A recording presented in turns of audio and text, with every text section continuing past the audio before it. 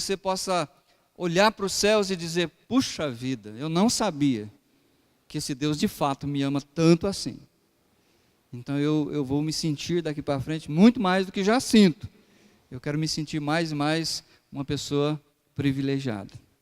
Mas como eu sempre digo com vocês, privilégio traz responsabilidade. Então, além de se sentir privilegiado, eu quero que você também desenvolva essa atitude da responsabilidade. Essa passagem que nós vamos estudar aqui, João capítulo 17, ela é conhecida como a grande oração, a oração sacerdotal, a última oração. Várias pessoas dão títulos para essa oração de Jesus. Ela é a maior oração registrada, tá? Existem outras orações que Jesus fez, estão também registradas aqui nos evangelhos, Mateus, Marcos, Lucas e João, mas esta, em especial, João a registrou por completo. E por que ela é tão importante? Porque Jesus está num momento de transição da sua vida, ele está deixando esse mundo, ele vai oferecer sua vida no dia seguinte, na cruz do Calvário, e ele está indo assunto aos céus. Então ele ora como um sumo sacerdote para o seu povo. Então, o tema da minha mensagem hoje à noite são os efeitos da oração sacerdotal de Jesus sobre você. Quais são os efeitos dessa oração sobre a minha, sobre a sua, sobre a nossa vida? Isso é importante. Você precisa entender um pouquinho sobre o que é o sumo sacerdote, para você compreender os efeitos da oração sacerdotal de Jesus. No Velho Testamento, Deus separou Arão e os seus filhos para serem sumos sacerdotes. Esta é uma gravura de como um sacerdote se vestia. Não existe plena certeza, porque não tinha foto, né? Mas pelos registros bíblicos, esta era a vestimenta de um sumo sacerdote. E ele era uma figura extremamente importante em Israel. O sumo sacerdote, ele representa o povo perante Deus. Se nós fôssemos dar uma figura de linguagem assim para você entender melhor, o sumo sacerdote, ele ficava assim.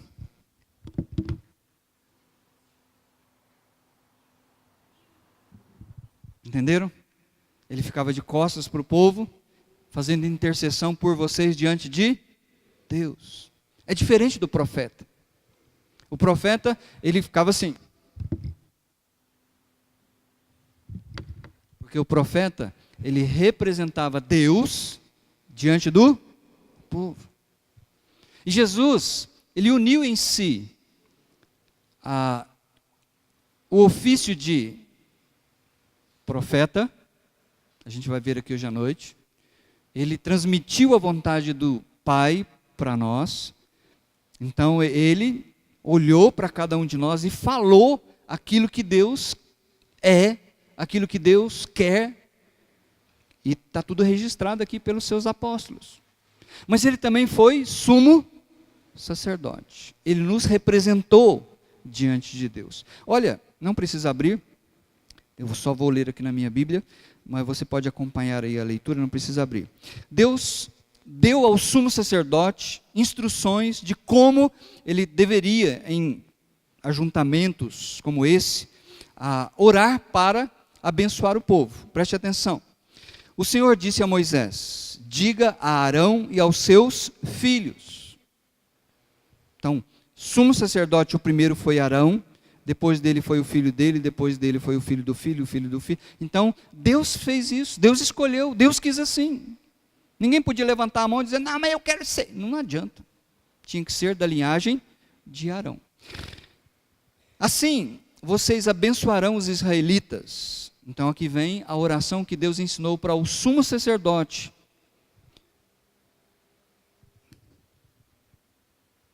Orar em favor do povo. O Senhor te abençoe e te guarde. O Senhor faça resplandecer o seu rosto sobre ti. Isso é uma figura de linguagem.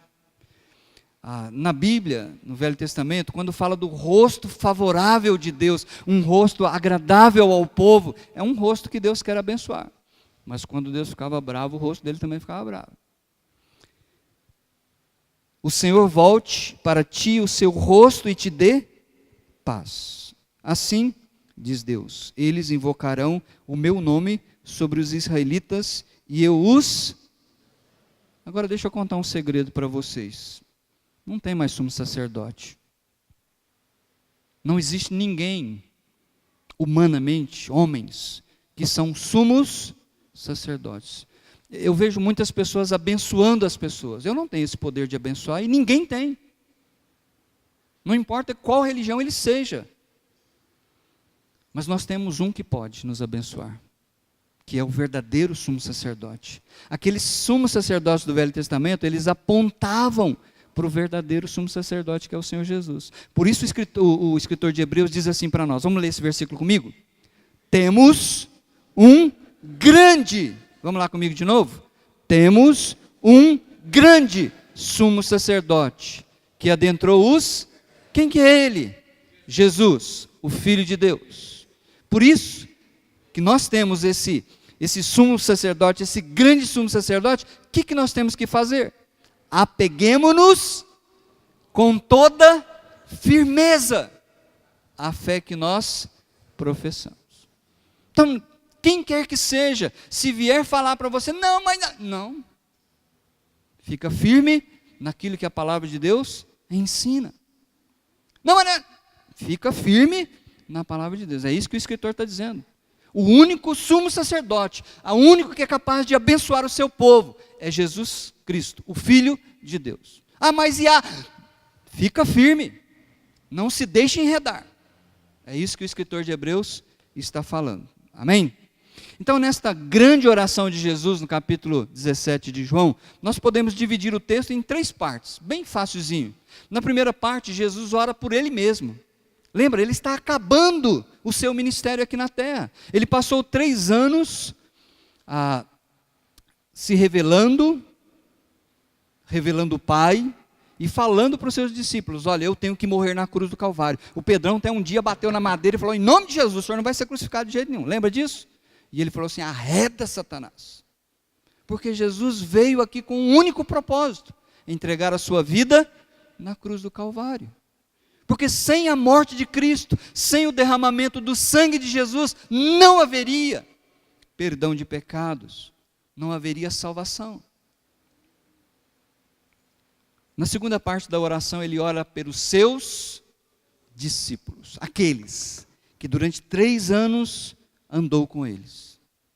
E na terceira parte da oração, ele ora por aqueles discípulos, por nós, que viriam na história a crer no nome dele. Olha que legal, isso que é importante. Eu quero que você se sinta privilegiado. Jesus orou por você, porque ele sabia que você iria crer em Jesus, porque ele o escolheu na eternidade. Isso é um mistério.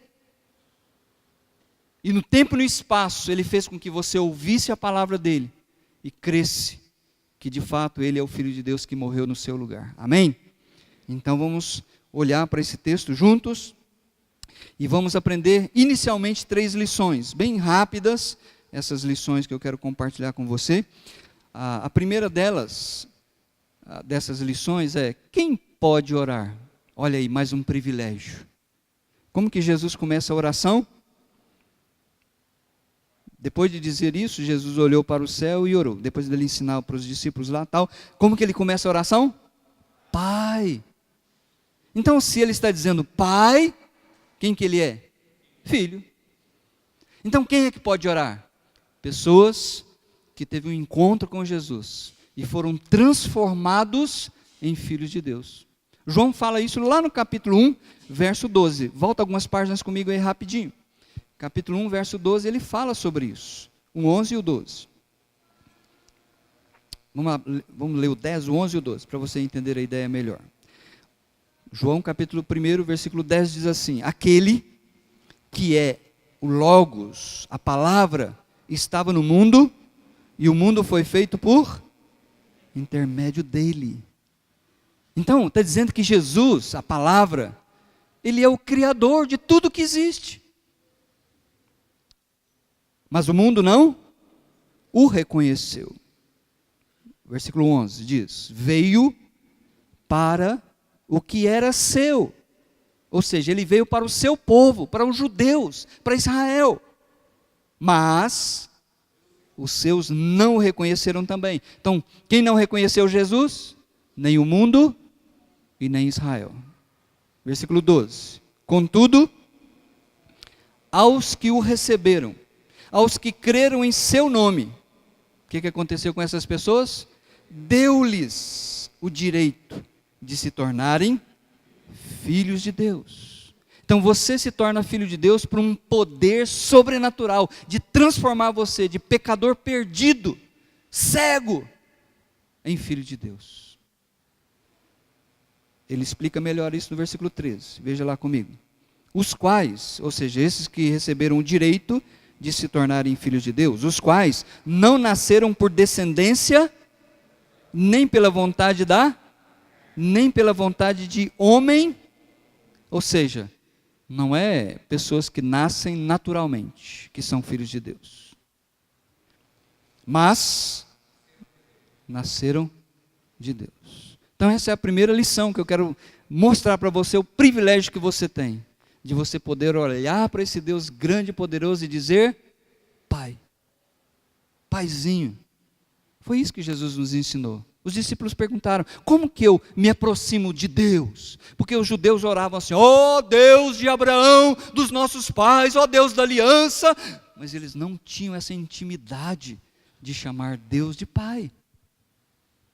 Jesus diz assim para os discípulos, vocês orem assim, Pai nosso. Que privilégio. Segunda lição que eu quero que você aprenda rapidinho aqui, a quem se deve orar? Quem que Jesus está dirigindo a oração dele? Ao Pai. Ao Pai. Só existe um a quem nós devemos dirigir a nossa oração. É o Deus Todo-Poderoso que nós cantamos hoje à noite. Naquela música Salvador Maravilhoso, Espírito, a terceira estrofe fala desse Deus. Um Deus que não cansa de nos amar. Então nós temos que dirigir as nossas orações a Deus, o Pai. E o que nós devemos pedir? Pedir pela saúde, pedir pelo emprego, pedir por isso. Eu acho interessante que lá em Mateus, Jesus diz assim, olha, quando vocês forem orar, não fica orando que nem os pagãos não, porque os pagãos começam a orar e repete as orações dele, fica rodando aquele trem lá e não ora que nem pagão não. Sabe por quê? Porque ele falou assim, porque o Pai Celestial, o Pai de vocês, sabe qual é a necessidade de vocês. Antes que a palavra saia da boca, ele já sabe qual é a necessidade. Então, qual é o motivo que a gente tem que orar? Vamos aprender com Jesus aqui. Olha lá, versículos de 1 até o 8. Pai, chegou a hora. Depois de 3 anos se revelando aqui nesse mundo, chegou o momento crucial. O momento pelo qual ele fez as malas lá no céu e veio morar aqui na terra por um tempo. Pai, chegou a hora. Glorifica o teu, para que o teu filho te... O que Jesus está ensinando? Ele não é o Deus da glória? Que oração é essa esquisita? Pai, me glorifica para que eu te glorifique. O que ele está querendo dizer? O que ele está querendo dizer é o seguinte, e eu creio que aqui está o motivo da oração. É isso que eu e você precisamos aprender a orar. Deus, eu saí daí para vir aqui. Eu tinha uma missão. Missão dada é missão cumprida. Pelo menos eu aprendi isso no quartel. Você serviu o quartel também? Serviu não? Missão dada é missão cumprida. Então veja, olha comigo. Pois lhe deste autoridade sobre toda a humanidade, para que conceda a vida eterna a todos os que lhe deste. Então Deus, o Pai, deu algumas pessoas desse mundo para o Filho. E Ele tem autoridade para conceder vida eterna a estas pessoas. Versículo 3. E esta é a vida eterna. Olha, oração não é ficar recitando coisas sem sentido, que passam só pela cabeça, mas não vão para o coração. Esta é a vida eterna, que te conheçam, o único Deus verdadeiro e a Jesus Cristo a quem enviaste. Oração é intimidade com Deus, é conhecer a Deus, conhecer a vontade dEle, saber o gosto dEle, o que Ele não gosta. Versículo 4. Ele vai explicar o que Ele está pedindo. Eu te glorifiquei. Ele diz assim, eu te glorifiquei na terra. Como? Completando a obra que me deste para... Qual é a obra que o Pai deu para o Filho? Se encarnar, viver uma vida perfeita sem pecado, por mim e por você, e se entregar na cruz como um sacrifício. E agora, Pai, glorifica-me junto a Ti, com a glória que eu tinha contigo antes que o mundo existisse. Ele está dizendo, olha, Tiago, me dá a capacidade para eu cumprir a minha missão, para eu te glorificar plenamente. E aí então o Senhor vai me levar para o céu de novo, e eu vou estar junto do Senhor, com a glória que eu sempre tive diante do Senhor. Por isso que João, lá em Apocalipse, quando ele viu Jesus, o que aconteceu com ele? Ele se prostrou, os olhos não conseguiram ver Jesus, porque Jesus estava na sua glória. Olha aí, Jesus como profeta, ele diz no versículo 6, eu revelei o teu nome àqueles que do mundo me deste.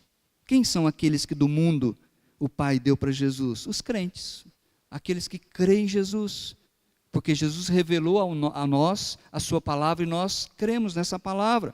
Eles eram teus, tu os deste a mim, e eles têm então agora obedecido a tua palavra. Agora, eles sabem que tudo que me deste vem de ti, pois eu lhes, olha a função do profeta, eu lhes transmiti as palavras que me deste e eles as aceitaram. Eles reconheceram que, de fato, eu vim de ti e eles creram que me enviaste. Então, o conteúdo da sua oração, não estou dizendo que você não tem que orar por um trabalho, pela saúde, nada disso. Mas o foco da sua oração tem que ser essa: Deus, Pai, me ajuda para eu cumprir a missão do Senhor aqui. Eu quero ser uma boa esposa, um bom marido, quero ser um bom pai, um bom filho, um bom profissional, quero ser honesto, quero te honrar, glorificar com a minha vida. Amém? Eu quero cumprir isso. Pai, não é fácil não. Por isso eu preciso da ajuda de quem? Do teu Espírito Santo. Então essas 3 lições guarda no seu coração, porque Jesus orou pedindo 3 bênçãos para nós. Quais são essas 3 bênçãos? Bem rapidinho, vamos lá. A primeira delas, fala comigo, proteção. Primeira delas, proteção. Jesus sabia que nós não somos águias. Sabia disso? Mulheres aí? Mulheres águias? Águia é coisa nenhuma, ser uma ovelha, minha filha. E muitas vezes é a ovelha desobediente. É por isso que o papai ouviu essa oração do sumo sacerdote. Ele está pedindo para que nós fôssemos protegidos. Versículo 9 comigo. Eu rogo por eles. Quem são esses eles? Quem são esses eles? Os discípulos. Aquele grupo que estava com ele durante 3 anos, aprendendo com ele, e um traidor que o traiu. Então Jesus está orando por eles, por aqueles discípulos. Não estou rogando pelo... Olha que interessante. Jesus não gastava energia orando por coisa que não tinha valor. Ele orava pelos seus, pelo seu povo. Não estou pedindo pelo mundo, mas estou orando pelos que o Senhor me deu. Mas por aqueles que me deste, pois são teus. Tudo o que tenho é teu, e tudo o que tens é meu. E eu tenho sido glorificado por meio deles. Não ficarei mais no mundo, mas eles ainda estão no mundo. E eu vou para ti. Pai Santo. O que ele está pedindo? Protege-os em teu nome. O nome que me deste, para que sejam um, assim como somos um. Enquanto eu estava com eles, eu os protegi. E os guardei no nome que me deste. Nenhum deles se perdeu, exceto a não ser aquele que estava destinado à perdição, para que se cumprisse, quem que é esse camarada? Judas. É maravilhoso, Jesus intercedendo, orando pelos discípulos, como eu falei para você, porque ele sabia que os seus discípulos, mas para aí, e nós? Pula comigo lá para o versículo 20. Diz assim: minha oração não é apenas por... Quem são eles? Os discípulos, aqueles que estavam com ele. Rogo também por aqueles. Quem são aqueles? Que crerão em mim por meio da mensagem deles. Olha que legal. Por isso que a gente estuda a Bíblia. Porque a Bíblia é a mensagem deles. Porque eles estiveram com Jesus. Eles viram milagres que nós não vimos. Eles viram a morte de Jesus, nós não vimos. Eles viram a ressurreição de Jesus, nós não vimos. Eles viram Jesus ser assunto ao céu e ficaram esbabacados. Ficaram lá até dar dor no pescoço. Aí um anjo, 2 anjos apareceram e falaram: ei, o que vocês estão olhando aí, negada? E ele fez uma promessa: esse Jesus que vocês viram subir, ele voltará. Que privilégio. Jesus tinha Dona Shirley lá na mente dele quando ele estava orando. Já pensou nisso, Marcos? Gustavo? Ana Cláudia? Eu creio que isso é um grande privilégio. Porque Jesus sabe aqueles que vão crer nele. Porque ele é um Deus onisciente, ele sabe de todas as coisas. Então, meus queridos, isso é muito importante. Sinta-se privilegiado, porque o nosso sumo sacerdote intercedeu por você e pediu ao Pai proteção. Sabe por que ele pediu isso? Porque o diabo quer destruir a sua vida. Naquele dia, Jesus falou da sua morte, falou assim: olha, está escrito lá no Velho Testamento, vou ferir o pastor e as ovelhas vão fugir. Pedrão, eu não. João pode, mas eu não. Eu sou o seu discípulo. Lembra disso? Ei, Pedrão, você vai me negar 3 vezes antes que o galo cante. E Jesus falou para ele assim: Pedro, Satanás pediu permissão para te peneirar como trigo, mas eu roguei por ti. Amém? Você acha que Satanás não faz isso? Você acha que ele não poderia destruir sua vida? Ele é um anjo poderoso. Rebelde, mas ele é um anjo poderoso. Ele não perdeu o poder dele. Ele só perdeu o privilégio de estar na presença de Deus como um anjo de luz. Hoje ele é um anjo de trevas. Mas você acha que ele não quer destruir a vida do povo de Deus? Mas graças a Deus nós temos um sumo sacerdote que nos abençoa. Segunda petição de Jesus foi para a pureza dos seus discípulos. Ele quer uma igreja santa, ele quer uma igreja pura, por isso ele nos tirou do mundo. Olha comigo, o versículo 14 diz assim, até o 19: dei-lhes a tua palavra, e o mundo os odiou. Talvez você fale assim: Titama, não, mas eu trabalho, dou aula lá, ninguém me odeia, não. O pessoal até gosta muito de mim lá na empresa. Começa a falar de Jesus lá na empresa. Começa a se posicionar. Quando alguém começa a falar assim: não, qualquer caminho leva para Deus. Não, começa a se posicionar. Para ver qual que é a atitude daquelas pessoas para com você. É isso que Jesus está dizendo. Dei-lhes a tua palavra e o mundo os odiou, pois eles não são do mundo, como eu também não sou. Não rogo que os tires do mundo. Durante a Idade Média, a igreja achou que ser puro, ser santo, era sair do mundo. Aí a igreja fez monastérios e foi viver longe do mundo. Não preciso nem falar o que aconteceu lá dentro, que vocês já sabem. Então, ser santo não é sair do mundo, não é deixar de ter amizade com pessoas do mundo, mas é não permitir que a gente se contamine com as coisas que estão no mundo. É isso que eu entendo. Dei-lhes a tua palavra e o mundo os odiou, pois eles não são do mundo como eu também não sou. Não rogo que os tires do mundo, mas que os... Olha aí, mais uma vez. Protejas do maligno. Quem que é o maligno? Satanás. Eles não são do mundo, como eu também não sou. Versículo 17, comigo. Santifica-os na verdade. A tua palavra é a verdade. Assim como me enviaste ao mundo, eu os enviei ao mundo. Em favor deles eu me santifico, para que também eles sejam santificados pela verdade. Lembra que ele não está orando agora só pelos 12, mas por nós também. O que ele está querendo dizer com isso? Santifica-os na tua palavra. Talvez uma figura que nos ajude. Lá em Efésios, Paulo diz que a Bíblia é como água. Santifica-os pelo lavar da água pela palavra. Quando você está pelo menos minha mãe, quando eu morava lá em Barbacena, pequenininho, você chegava para almoçar do campinho de futebol, tudo sujo, as mãos sujas. Aí você já sentava na mesa lá, ô tchauzinho, vai lavar as mãos. E a gente sempre tem um irmão pentelho que gosta de ser o bom, né? Aí vinha o Zezé. Trabalhava de cortar cabelo. As mãos limpinhas. E ele dizia para mim assim, olha aqui tchauzinho, ó, as mãos do Zezé estão limpinhas, mas eu vou lavar as mãos. Lembra disso, Zé?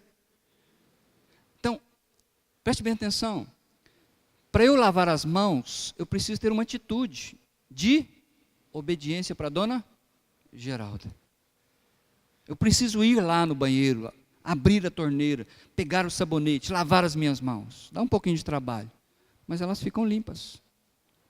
Quando Jesus está dizendo, olha, santifica-os na tua palavra, porque a tua palavra é a verdade, o que ele está pedindo ao Pai é que nos ajude a compreender que não existe outra verdade. A verdade está aqui na palavra, a Bíblia. E que nós precisamos obedecer essa palavra. E nós vamos pedir a ajuda do Espírito para obedecer. Por isso que lá em Efésios também, Paulo vai dizer para os cristãos, olha, vocês estavam acostumados a mentir, agora não minta mais. Fale a verdade em amor. Vocês estavam acostumados a brigar, não se põe o sol sobre a ira de vocês. Vocês estavam acostumados a roubar, porque lá na igreja estava cheio de ladrão, ex-ladrão, cheio de nervoso, ex-nervoso. Se você pegar a lista dos membros de Corinto, você vai ficar escandalizado. Paulo fala assim, olha, não se enganem, lá no céu não vai entrar prostituta, não vai entrar imoral, homossexual, ladrão, beberrão, e ele fala uma lista lá, e ele diz assim, tais foram alguns de vocês, mas vocês vos lavaram, vocês foram santificados, vocês foram transformados pelo poder do Espírito Santo.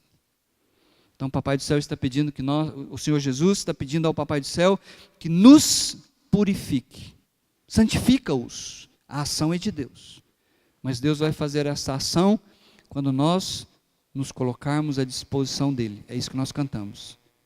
Rendido estou, eis-me aqui. Há caminho que ao homem parece legal, mas o final é morte. Por isso que conversão significa isso aqui, ó. É dar uma meia volta. Eu estava indo para lá e está errado. É isso que a Bíblia chama de conversão. É mudar o caminho e buscar a Deus. A terceira bênção que Jesus pede ao Pai por nós, está lá no versículo 24 até o 26. Eu estou chamando de preservação. Qual que é a primeira bênção? Proteção. Segunda, pureza. E terceira, preservação. Olha lá comigo. 24. Pai, quero que os que me deste estejam comigo onde é que Jesus está? Onde que ele está? Ele está lá. Tem muita gente que acha que Jesus está lá em espírito. Você já ouviu isso? Jesus está lá em espírito. Não. Ele está lá no corpo dele. Naquele corpo que ele pescou lá na Galileia. Naquele corpo que ele cresceu como menino lá de filho de José e Maria. Naquele corpo que foi crucificado. Lembra que numa escola dominical, quando ele apareceu para os discípulos, Tomé não tinha que teve aqui na escola dominical, Tomé. Quem? O sumo sacerdote? Não, Tomé. Jesus. Ele ressuscitou, nós o vimos. Não acredito, não acredito, não acredito, se eu não vir. Se eu não o vir com os meus olhos, eu não acredito. Por isso que a gente até hoje fala assim, faça o teste São Tomé. Porque Tomé foi incrédulo. Escola dominical, domingo seguinte, quem estava lá no culto? Tomé. Jesus se pôs na presença deles e direcionou sua palavra para Tomé. Tomé, vem cá, coloca o seu dedo nas minhas mãos. Mais uma informação aqui. Quando fala das mãos, não significa que Jesus foi crucificado aqui, ó, na palma da mão, tá? Os cravos não entraram aqui na palma da mão de Jesus. Os cravos entraram aqui, no pulso. Era algo terrível, porque arrebentava todos os tendões. A dor era excruciante. Coloca aqui, Tomé, o seu dedo. Põe a sua mão aqui, Tomé. Lembra da lança, do soldado? Qual foi a declaração de Tomé?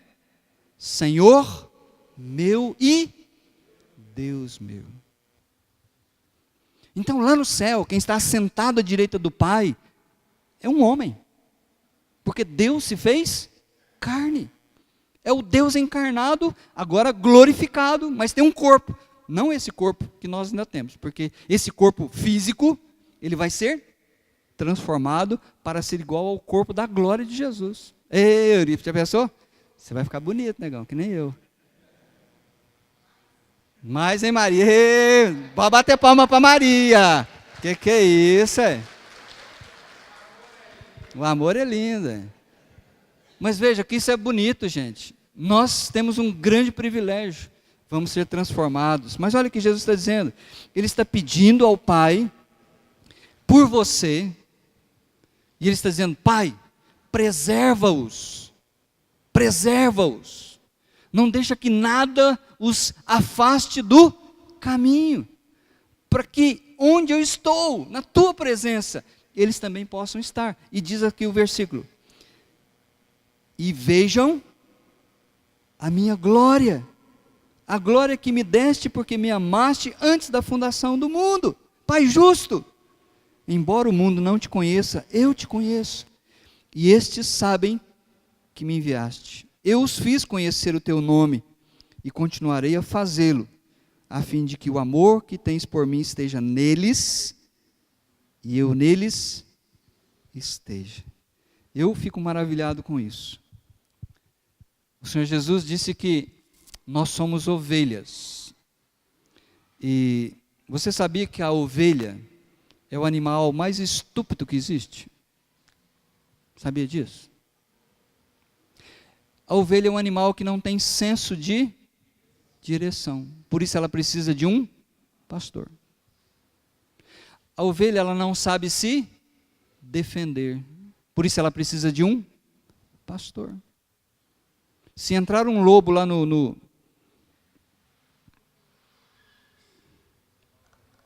curral, lá, esqueci o nome, no aprisco, e começar a comer uma ovelha, sabe o que as outras ovelhas começam a fazer? Mé, mé, mé, mé. Fica tudo assustado. Aquele bando de ovelha podia dar uma caçambada naquele lobo, mas não, fica tudo mé, mé. Então veja, você não é águia, minha querida, meu querido, você é ovelha, você precisa de um pastor. Não estou falando de mim, não. Eu estou falando do Senhor Jesus, o verdadeiro pastor, aquele que deu a vida por você. Ele falou assim, olha, as minhas ovelhas ouvem a minha voz. Eu as, e elas me seguem. Eu lhes dou a vida eterna. E das minhas mãos, ninguém pode arrebatá-las. E mais ainda, ele diz assim que das mãos do Pai, ninguém pode tirar você. Isso é preservação. Isso é privilégio.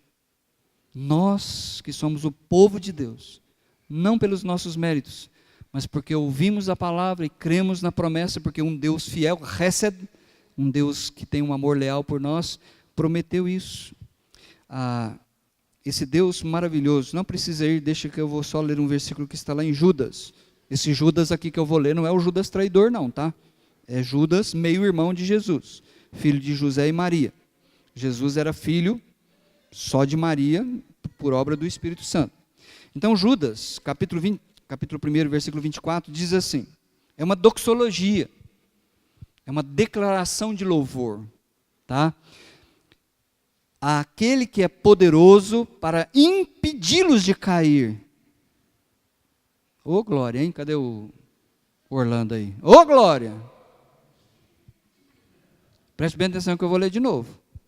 Aquele que é poderoso para impedi-los de cair e para apresentá-los diante da sua glória, sem mácula e com grande alegria, ao único Deus, nosso Salvador, sejam glória, majestade, poder e autoridade mediante Jesus Cristo, nosso Senhor, antes de todos os tempos, agora e para toda a eternidade. Amém. Qual o propósito da oração de Jesus? 2 propósitos bem rapidinhos. Versículo 13. O que diz lá no versículo 13? Ele diz assim, olha, o desejo de Jesus é que nós, discípulos, tenhamos uma alegria plena, não nas coisas. Versículo 13 ele diz, agora vou para ti, mas digo estas coisas enquanto ainda estou no mundo, para que, propósito, eles, os discípulos, tenham a plenitude da minha alegria. Plenitude é a alegria completa. Não porque tudo está bem, como nós cantamos, tempestades, trovão, isso acontece. Mas eu estou seguro nas mãos de Deus. E o segundo propósito, rapidinho, está lá no versículo 23. Diz assim, dei-lhes a glória que me deste, ou seja, Jesus se revelou a eles, para que eles sejam um. Dei-lhes a glória que me deste. Você tem que entender isso. Lembra que Jesus estava lá no barquinho? Não, Jesus não estava no barquinho, não. Ele estava lá orando lá no monte. Os discípulos que estavam no barco. Eles eram pescadores experientes, tudo barbado, casado. Levantou um temporal e eles ficaram tudo com medo. A Bíblia diz que eles começaram a tremer e gritar. Não, Jesus nessa história estava no barquinho mesmo. Eu acho que eu estou ficando velho. Nessa história ele estava no barquinho mesmo, só que ele estava dormindo. Aí eles foram lá despertar ele, acordar ele. Lembra disso? E aí quando ele acordou, ele mandou a tempestade se acalmar e fez uma bonança, tranquilidade. Qual foi a reação dos discípulos? Quem que é esse cara? Quem que é ele? Que até o vento e o mar obedecem. Então Jesus está mostrando a glória dele, ele é Deus. Continua comigo. Dei-lhes a glória que me deste,